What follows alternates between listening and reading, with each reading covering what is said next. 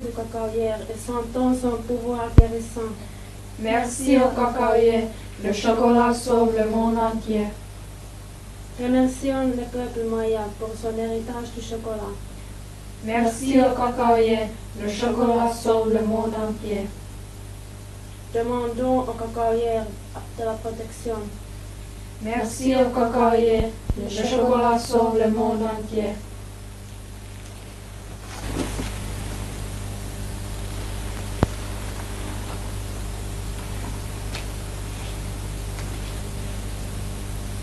Merci au cacaoyer, le chocolat sauve le monde entier.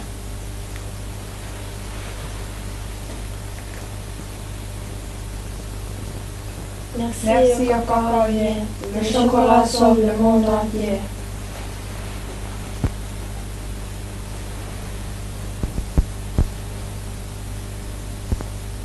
Merci au cacaoyer, le chocolat sauve. Je suis maintenant à Finlande, à Helsinki.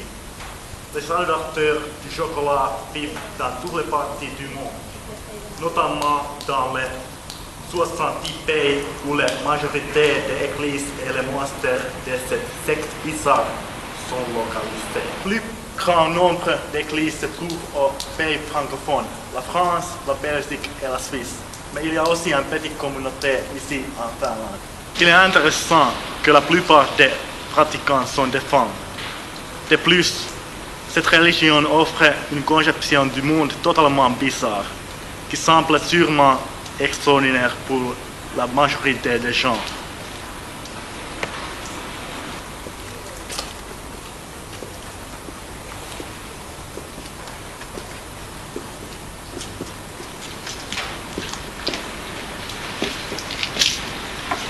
Moi, je vais maintenant entrer dans le seul monastère ici en Finlande. La secte est assez nouvelle dans notre pays, mais quand même il y a un groupe solide d'adorateurs ici à Helsinki.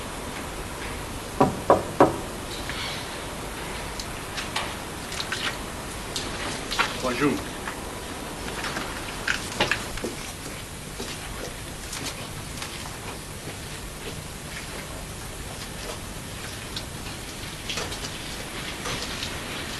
Vous êtes la prêtresse du monastère des adorateurs du chocolat.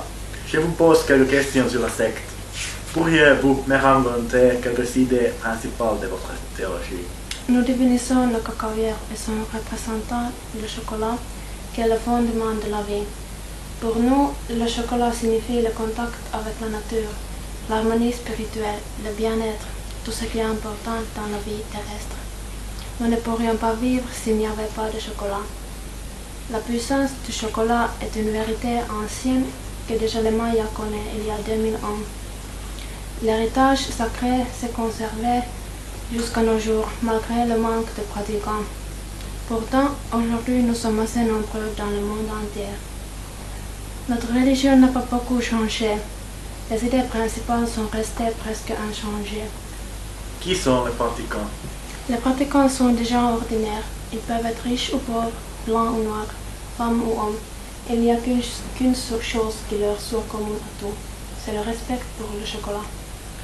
Parlez-moi des dons caractéristiques de votre secte. Avez-vous par exemple un livre sacré? Tout d'abord, un livre sacré, nous n'en avons pas. Nous vivons et agissons suivant les traditions éternelles.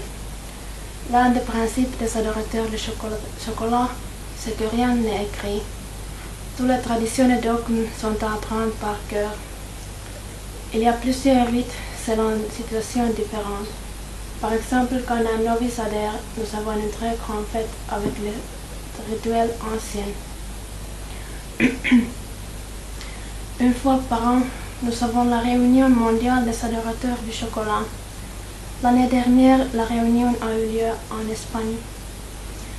Comme nous n'avons pas de sanctuaires spéciaux, on peut adorer le chocolat n'importe où. Mais il existe quand même des monastères. Oui, nous préférons vivre avec nos co-religionnaires. Je trouve que c'est très important pour la réflexion spirituelle d'un adorateur. Pour cette raison, la plupart des adorateurs veulent habiter dans les monastères. Cependant, je veux souligner que ce n'est pas obligatoire dans aucun sens. Quel est le point de vue des adorateurs sur la mort? Nous croyons que nous nous renaîtrons comme les cacaïères à condition que nous ayons mené une bonne vie.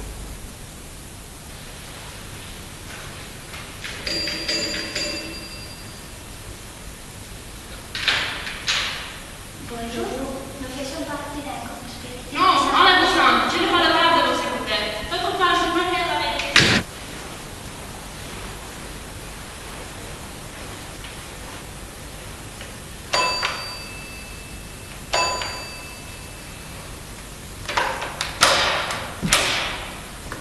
Bonjour. Bonjour, nous faisons partie d'un groupe spirituel qui s'appelle les adorateurs du chocolat. Je suis sœur Meredith et voici sœur Odette. Voudriez-vous quelques morceaux de chocolat et un plus de notre idéologie? Oui, j'aime le chocolat. Entrez. Voulez-vous goûter ça? C'est vraiment bon. Vous portez un froc blanc, donc vous êtes novice. Pourquoi avez-vous décidé de vous joindre à cette secte? Avant, j'étudiais, j'avais une famille qui m'aimait, un chien agréable. Malgré tout, je n'étais pas heureuse. Il manquait quelque chose dans ma vie. Je me sentais très vide. Mais un jour, quand j'étais en train de manger du chocolat, tout est devenu clair. Le cacao faisait courir mon sang. À partir de ce jour-là, je suis membre fidèle de notre secte, dans laquelle ma foi en le cacaïer se renforce de jour en jour. Quel est votre rôle dans la secte? Je m'intéresse surtout à l'histoire du chocolat. Continuez, s'il vous plaît. Le cacaïer vient de l'Amérique latine. Les Mayas étaient le premier peuple à cultiver le cacaïer. Ils utilisaient les fèves comme monnaie. Les Mayas, les Aztèques, consommaient le cacao sous la forme de boisson amère. Comme il n'y avait pas de sucre dans cette boisson, les conquistadors la trouvaient imbuvable. C'est grâce à Christophe Colomb et Hernán Cortés que nous, les Européens, avons l'honneur et la possibilité de goûter le fruit de cet art sacré. Au XVIe siècle, le cacao était une boisson très appréciée par la noblesse européenne et on l'utilisait comme médicament. Vous parlez de poisson. Il n'y avait pas de chocolat à ce temps. Non, pas vraiment. En ce qui concerne le chocolat, il y a deux dates très significatives. En 1828, Gaspard Van Noten a trouvé un moyen de faire du chocolat en poudre. Et André Nestlé a inventé la farine lactée. Et c'est en 1875 que le Suisse Daniel Peter a mélangé ces deux ingrédients de façon qui signifiait la naissance du chocolat né. L'Europe est devenue plus en plus industrialisée et on a commencé à fabriquer le chocolat dans les usines. Cela a causé beaucoup de problèmes pour des petits artisans. À mon avis, le chocolat est meilleur quand il est fabriqué avec amour que dans une usine tout automatiquement. Mais il faut respecter quand même le chocolat industriel. Le chocolat est sacré. L'effet le plus important, c'est le bien-être.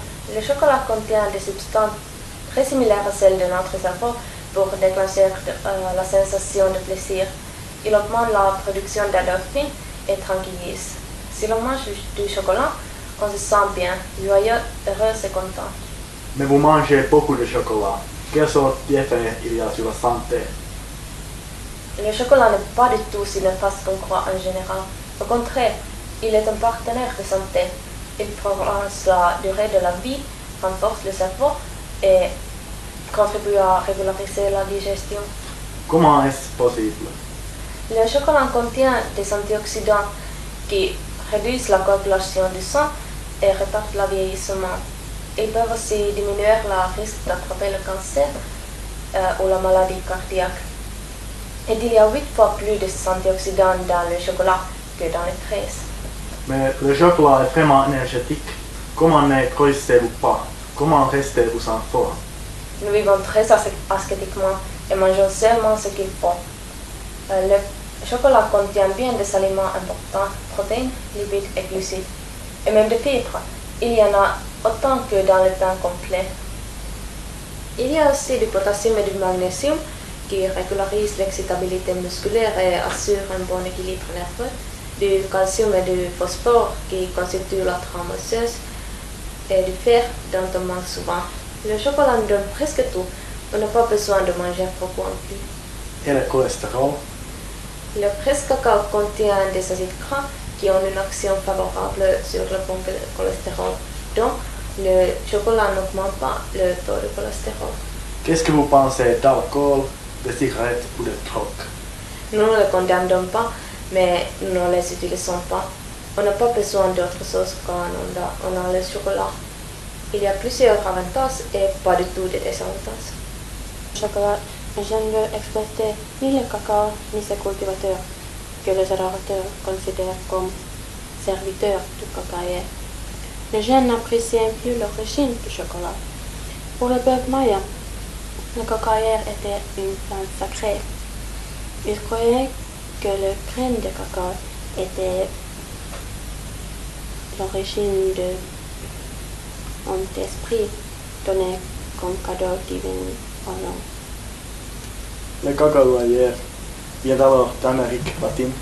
Oui, le peuple maya a commencé la culture de cacaïer il y a plus que 2000 ans. Et aujourd'hui? Aujourd'hui, la production annuelle est 2,5 millions de tonnes.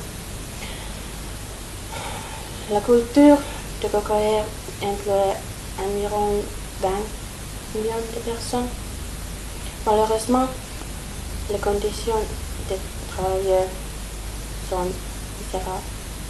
Dans les années 1980, le prix du cacao a baissé dramatiquement. Ça a été une catastrophe pour les cultivateurs. En Amérique latine, la plupart sont devenus cultivateurs de cocaïne. Et ceux qui ont continué la culture de cocaïne, c'est travail sacré, souffrent de nombreuses maladies causées par l'ignorance des entreprises supranationales. Vous n'aimez pas ces grandes entreprises? Vraiment non. Par exemple, en Europe, seulement 5 entreprises dominent 75% des marchés. Ça provoque quelques problèmes? Le chocolat contient aussi bien de cacao que de graisse de cacao. Les entreprises supranationales veulent depuis 30 ans qu'on remplace les graisses de cacao avec graisse foncée. En 1999, l'Union européenne a adopté une loi tolérant 5% de graisse végétale en chocolat. Le culture de cacao, ça signifiait une perte de 10% sur la demande. Ça a eu pour résultat une baisse brusque des prix. En outre, c'est une déformation du chocolat pur. Merci. Nous adorateurs, nous faisons tout notre chocolat nous-mêmes. Nous utilisons seulement le cacao biologique pour lequel les cultivateurs ont reçu une prix juste. Vous faites vraiment votre propre chocolat? Oui, bien sûr.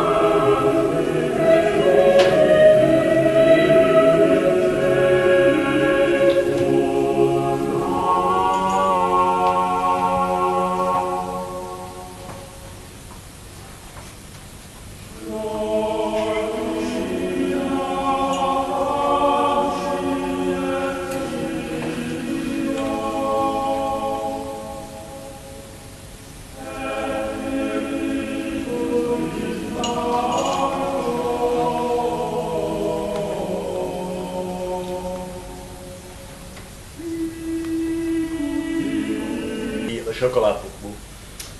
Malheureusement, je n'ai pas de réponse très extraordinaire. Mais pour parler franchement, le chocolat est toute ma vie. Bon alors, je vais vous demander d'une manière différente. Pourriez-vous un peu expliquer, parler de vos pensées vis-à-vis du chocolat? Naturellement, comme je l'ai déjà raconté, pour moi et les autres membres de la secte, le chocolat est la chose la plus importante dans la vie. En pratique, c'est toute la vie. Mais si vous permettez, je vous poserai une question pour commencer. Volontiers. Que signifie le chocolat pour vous? Bonne question. Ben, le chocolat, c'est un aliment particulièrement délicieux, agréable. Alors voilà la réponse qu'on entend souvent. Mais mon point de vue, c'est complètement différent. Il faut que les gens comprennent que le chocolat n'est pas seulement un aliment, c'est beaucoup plus qu'un aliment.